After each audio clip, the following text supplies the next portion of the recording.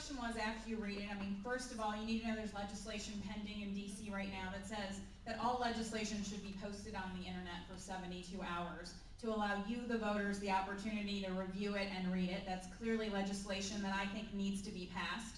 You guys are here because you're concerned, you want to be educated, and you want to know what's going on in your government and what the people who you are electing as your representative, that they are listening to you and that they're doing what you need done here in this district. And so that's, again, why I've done the town halls county by county. We've got to have somebody who's proactive. It's not enough when the legislation gets introduced that at that point I go and seek that information. It's information that you have to have. Nobody sitting up here is an expert on every issue in this district. We have to spend the time on the ground right now, meeting with the business owners here in Coshocton County, meeting with the elected officials here in Coshocton County, talking to the man on the street here in Coshocton County and in every one of the 16 counties. I'm doing that because it has to be done in order to get a representative who's going to understand what issues are the most important.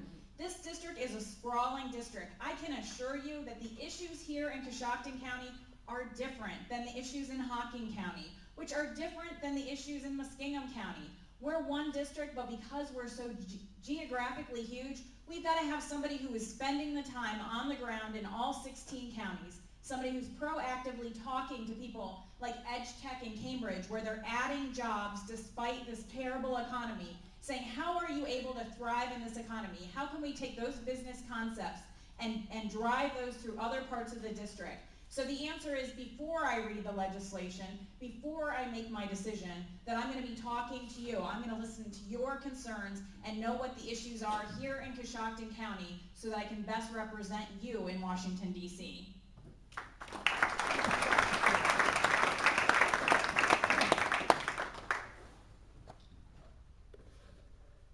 Well, the first thing you do when you read a bill is you see if it lines up with the Constitution. If it is unconstitutional, no matter how much you save, no matter how much your people want it, no matter what everybody wants, you vote no. The Constitution is a line drawn in the sand. The government's allowed to come this farther, no farther. And once again, we hear politicians talking about things that are unconstitutional. You know, Republicans up in Washington, we have some Republicans up in Washington that want to grow the government just slower. We can't live like that anymore. We have got to completely put us back to the confinements of the Constitution. Thomas Jefferson said that we should break everything down to where every farmer runs his own farm. See, government close to the people is more effective than government in Washington, D.C. So the first thing that has to be done is this constitutional. If this is unconstitutional, it doesn't matter if it's popular. It doesn't matter if it's going to save you $1.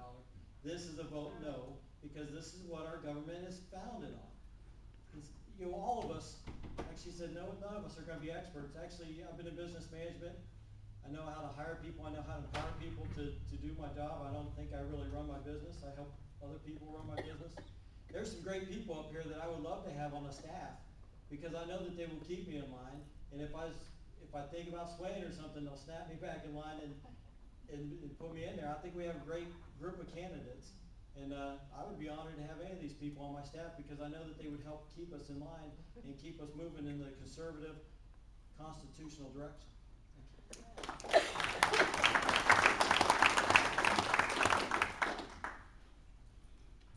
Woodrow Wilson said to understand Congress is understand the committee system. Once you go to Congress, you're appointed to certain committees, and it's in those committees that you develop a certain sense of expertise. I wished I could stand before you and tell you I'm smart enough that I know everything about every bill that would come before us. But the fact is that there are people that have certain expertise, and you go to those people. I already have those relationships. I've testified before Congress a number of times, not just the 3-minute brief testimonies, but where you've been grilled for an hour at a time. There are people that I have respect for, like Mike Pence, like Jimmy Jordan. I come from a wrestling family, and that's how I first met Jimmy Jordan at Ohio State University, where my son was wrestling. Jimmy is a conservative. I have respect for him. When there's issues that I don't know about, I'm going to go to them. But first of all, I'm going to get input from the people in the district, the constituents. Sometimes congressmen have access to information that the constituents don't have, and especially in international and intelligence matters, that information has to be balanced. But philosophically, I know where our district is at. I've sat in the offices when the calls come in, and it's not a good way of passing legislation by saying that, well, we got 119 calls for and 100 calls against, because people can be marshaled to do those calls, they can game the system. You have to have a feel for the district. I have a good feel for this district. I've traveled it for 25 years. I've fished in the Wahunding River. I've hunted in the hills here. I know the people in Jackson County. I've been to every fair, virtually every airport. I've been in your homes and in your farms. And with the current technology, communication is even better. And you get a sense for who's gaming you too. I will use all those communication techniques. When I'm in Congress, I'll rely on the expertise that's available from other people, and I will always put my district first when I go to vote. Thank you.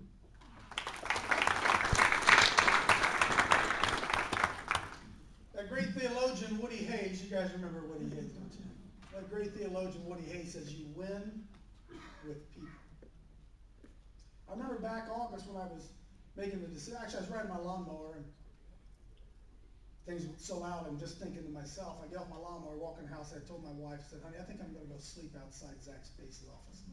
She rolls her eyes and walks out the door. She said, oh.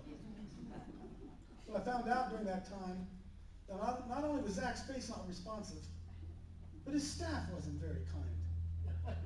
Somewhere along the line, they forgot I was their employer. And what I'm going to do is I'm going to put together a group of people, a team, if you will, that represent what I believe, my values, and will treat the constituents as human beings. Let's be honest. This district goes from New Philadelphia to Cambridge to Athens.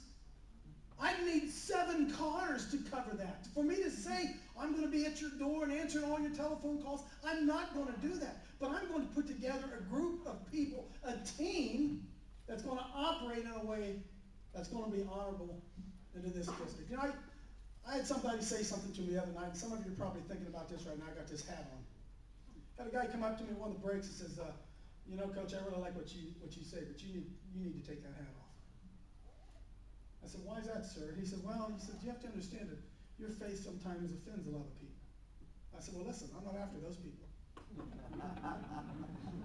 That's right. You understand? I'm tired of having people tell me that my views aren't welcome in the public debate just because they happen to be faith-based.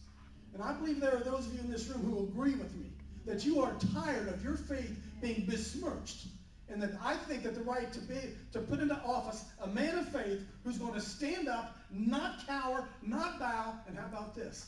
They say, Coach, no experience, no political experience. I said, that's right. I just got a lot of experience in being honest. That's what we need.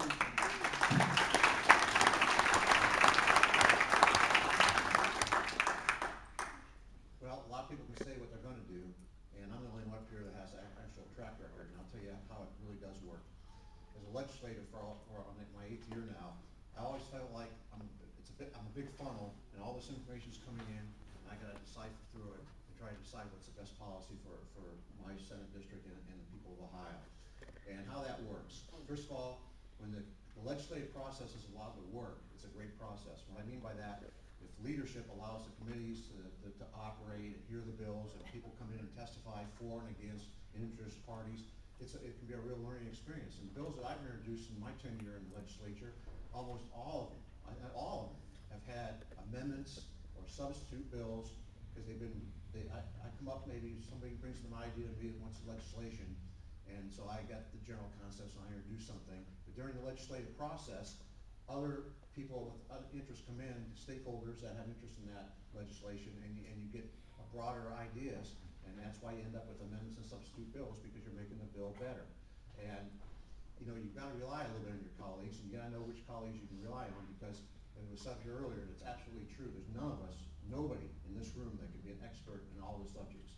And of course, at the federal level, they deal with everything. At the state level, I could say we deal with everything except national defense, and that affects the Ohioans. And so you can't be an expert. Obviously, I've had some expertise in certain areas, and I have to rely on some of my colleagues. But you have to know those colleagues same philosophical beliefs and core conservative values that I have, you can rely on them, and usually you're all right. And how it works, every week when the Congress is in session, I know this because I've actually had the opportunity to sit in on one, and we do the same thing in the State House, the caucuses. We meet as a group, and we find out what bills are coming up on the agenda, and we have discussion, because that sometimes if there's bills in other committees and you're not involved with it, because there's just so much you can't, you get to hear, you sit there and listen to the debates. Lots of times there is debates, and people will be raising issues